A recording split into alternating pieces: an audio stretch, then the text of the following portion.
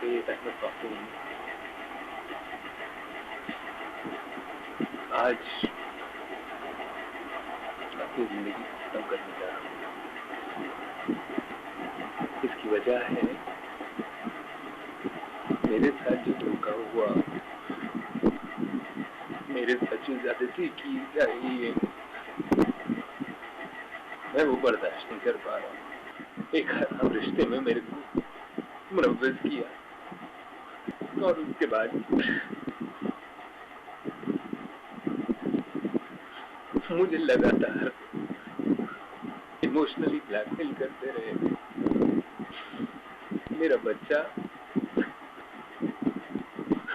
जो मेरी जिंदगी है, इन लोगों ने बार बार मुझे धमकियां दी कि मैं अपने बच्चे से महरूम हो जाऊं, मेरी नौकरी के लाले पड़ जाएंगे। मैं इनकी हर ज्यादती को बर्दाश्त करता रहा,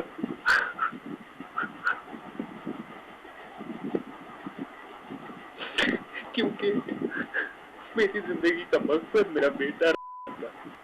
बहरहाल जब इन लोगों ने मुझसे 10 लाख रुपए की डिमांड करी, मैं कहीं से पूरा नहीं कर सकता था। मेरे पास कोई हालात ऐसे नहीं थे कि मैं वो पैसा इनको ला के दे सकता। इन लोगों ने अपनी जितनी धमकियां थी उसको अंजाम दिया। मेरे खिलाफ झूठा जहेज फरोशी का केस डाला। ये बेबसी की इंतहा है। तिल तिल मरते एक शख्स की आखिरी गुहार।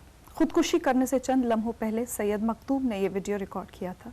अपनी पत्नी और अपने ससुराल वालों की धमकियों से तंग आकर, अपने बेटे से न मिल पाने की मजबूरी से परेशान होकर सैयद मखदूम ने अपने ही हाथों अपनी जान ले ली। मखदूम की पत्नी ने उन पर दहेज मांगने का आरोप लगाया था। मैं आधा तो उसी दिन मर गया था जिस दिन मुझे पुलिस थाने जाना पड़ा।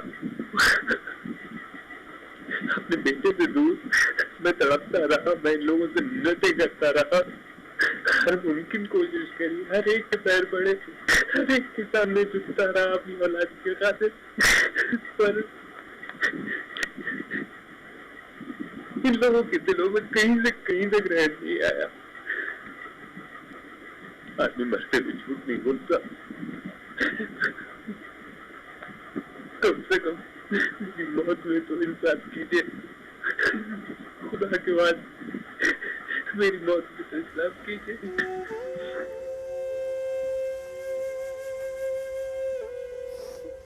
मखदूम तो हालात के आगे हार गए और अपनी जान दे दी, लेकिन मखदूम जैसे हजारों आदमी हैं जो एक ऐसे आरोप की मार झेल रहे हैं जो उन्हें परेशान करने, उन पर जुल्म करने के मकसद से लगाया गया है। हम बात कर रहे हैं दहेज के आरोप की।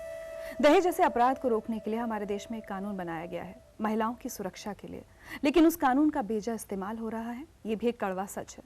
मखदूम की तरह बहुत से नौजवान ऐसे हैं जिन्हें बिना किसी गलती के सजा भुगतनी पड़ी, जिन्होंने इज्जत खोई, नौकरियां खोई, घर परिवार की सुख शांति खोई, यहाँ तक कि अपनों को भी खोया। ऐसे ही कुछ लोगों से आज हम मिलेंगे जिंदगी लाइव में और जानेंगे उनका दर्द उन्हीं की जुबानी। आज हमारे साथ हैं मखदूम की माँ इकबाल जी और बहन असना जी। असना जी, ये वीडियो आपने पहले देखा था? ये वीडियो मैंने ही देखा था सबसे पहले, जब पुलिस क्लैरिफिकेशन के बाद उन्होंने मुझे मखदूम का मोबाइल लौटाया, मेरे भाई का। तो जैसे ही मैंने वीडियो का क्लिक किया तो उसमें एकदम ये मखदूम का वीडियो आया। क्या हुआ उनके साथ? अनफॉर्चुनेटली वो 11 ईयर्स से कनाडा में था। उसने एक Indian value, Indian culture, Indian brought up की लड़की से मैरिज करने का सपना देखा था। उस सपने के साथ उसने शादी.com पे अपनी प्रोफाइल डाली। तो ये साहिबा जो टकराई उस नेट पे, तो उसको अपील करी educational wise and all that, you know. बाद में पता चला हमें कि ये मखदूम उनके 4th हस्बैंड थे। एनीवे वो चूँकि अब हो चुकी थी शादी और शी वॉज एक्सपेक्टिंग ऑल्सो। अब उसके बाद वो छोटी सी बात पे झगड़ा हुआ, फौरन पुलिस आई, तो जो हमने रिपोर्ट पढ़ी तो वो हमारे अगेंस्ट 498A का केस उन्होंने डाला, जिसमें उन्होंने वो भी जो भी होता है उस केस में कि he is after my father's property, he is after my money and all that, harassing, dowry harassment and all that. Makhdoom ने एक बात कही कि मैं आधा तो उसी दिन मर गया था जिस दिन मुझे जेल जाना पड़ा था। बिल्कुल। कोई भी, अभी हम लोग जेल जाना एक बहुत डरावने सपने की तरह होता है। पढ़ा लिखा आदमी, वेल सेटल्ड, बहुत धक्का लगा था उन्हें। बेइंतहा, I was there with him at that moment. उसकी हार्ट बीट तेज हो गई थी और पूरा उसका लेफ्ट हैंड साइड जो है ना नम होने लगा था। मतलब लिटरली मैं शॉक हो गई। मैंने कहा यार तुम अगर मजबूत नहीं रहोगे तो मैं कैसे तुम्हें सपोर्ट करूंगी, बी स्ट्रांग।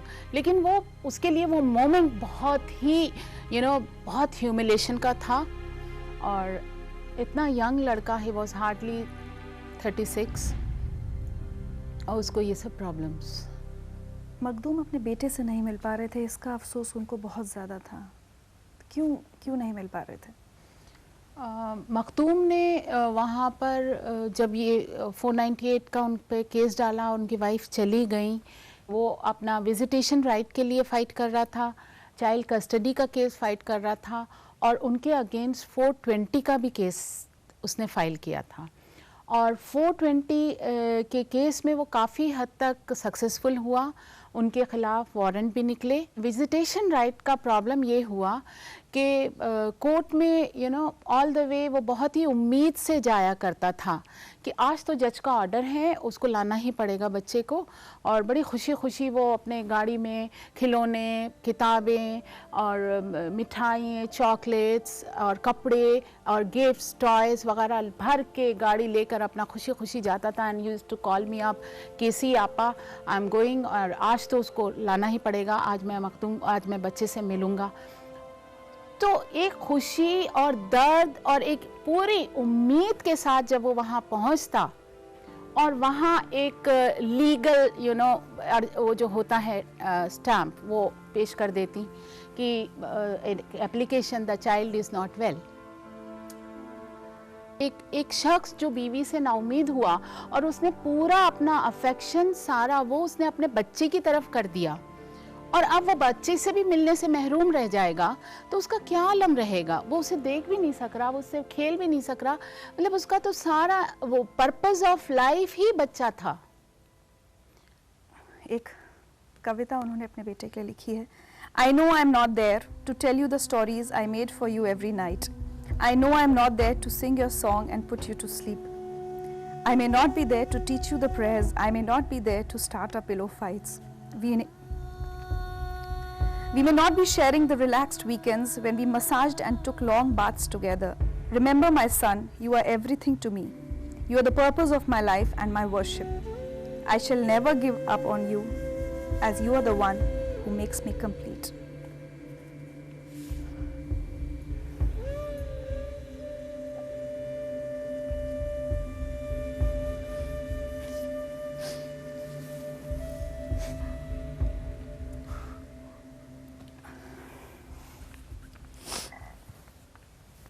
मैसेज है आपके लिए। आप तो मुझे जानते हैं, मखदूम की अम्मी, बहन, जो भी हैं, रिश्तेदार, दोस्त, मखदूम का मैं बहुत नहायत दोस्त था। काफ़ी परेशानियों से गुजरना पड़ा उनको, और जब भी stop, I can't.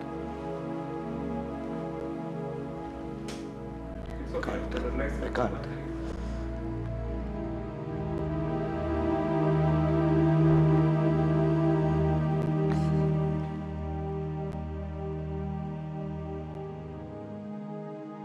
जब उन पे 498 केस शुरू हुआ तो उनमें काफ़ी डिप्रेशन शुरू हो गया और उनमें परेशानियां शुरू हो गए। तो हर वक्त उनके साथ मैं कोर्ट जाता था। जब वापस आते तो काफ़ी उदास होते थे, रोते थे, कार में बैठ के। बड़ा अजीब माहौल रहता था, तो उनको मैं बहुत हिम्मत दिलाया करता था। मखदूम के अम्मी और उनके बहन, उनके ख़ानदान के साथ मैं आज भी साथ हूँ। उनको मैं हर तरह की फ़ाइट करने के लिए मैं तैयार हूँ, मैं साथ दूंगा और मखदूम का हक ज़रूर मिलना चाहिए और मखदूम गलत नहीं था। आपकी अम्मी की भी पैर की ये हालत इस सब के बाद ही हुई? जी हाँ, ये मेरे भाई के यहाँ बेंगलोर गई हुई थी अपने पोते की मोहब्बत में, और ये वहाँ बाथरूम से आते में गिर गई और इनका फ्रैक्चर हो गया मेजर। शी भी इनका डायबिटिक, इनका अदर प्रॉब्लम्स शुरू हो गए। उसमें अल्टीमेटली इनका एम्पुटेशन कराना पड़ा।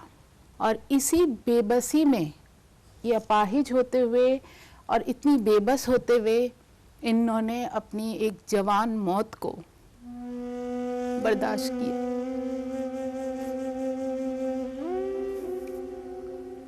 ये शायद हमारे ऊपर आजमाइश है और अल्लाह हमें इस आजमाइश पे पूरी तरह उतारे।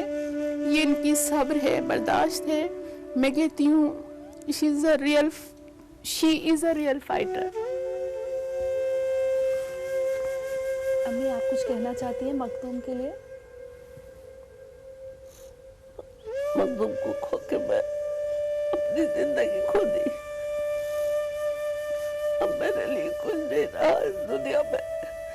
मखदूम बहुत प्यारा बेटा था मेरा।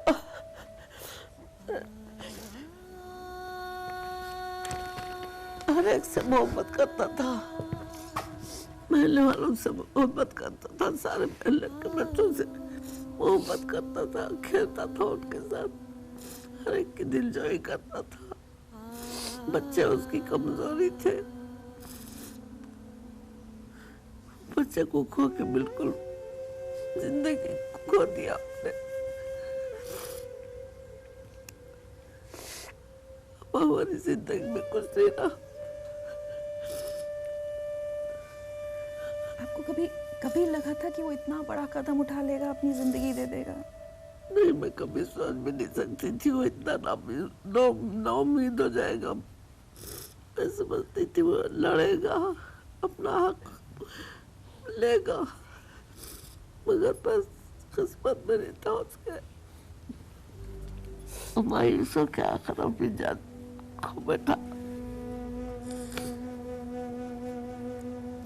धैर्य रखिए, हिम्मत रखिए।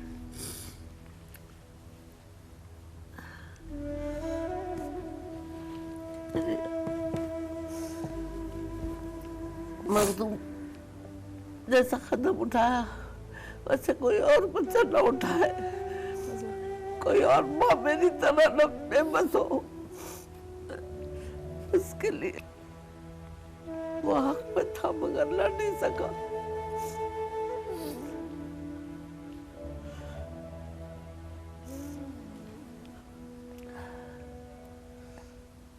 अभी आप कानूनी लड़ाई लड़ रही हैं?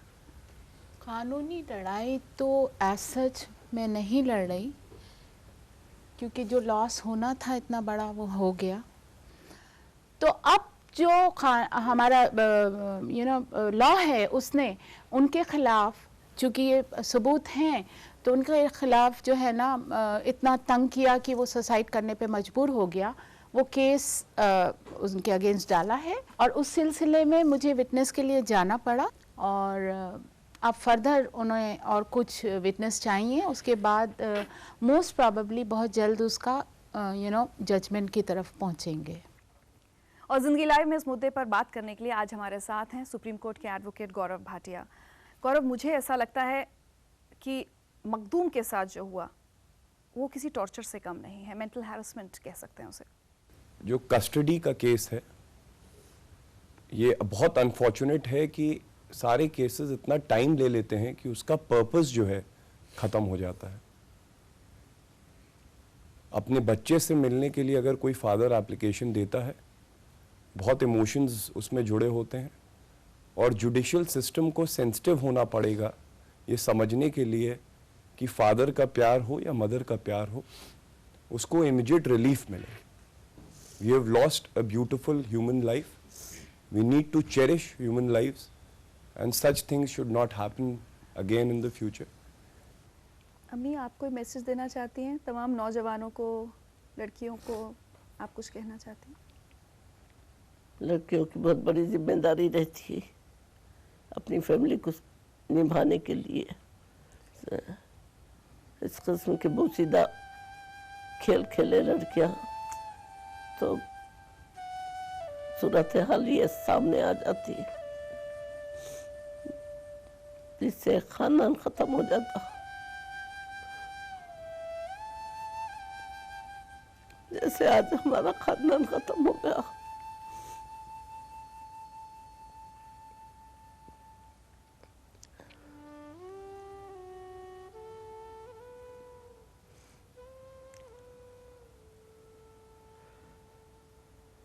अब हमारी खुशियां आई थी, सिर्फ 5 मिनट में मेरी दुनिया उजड़ी थी।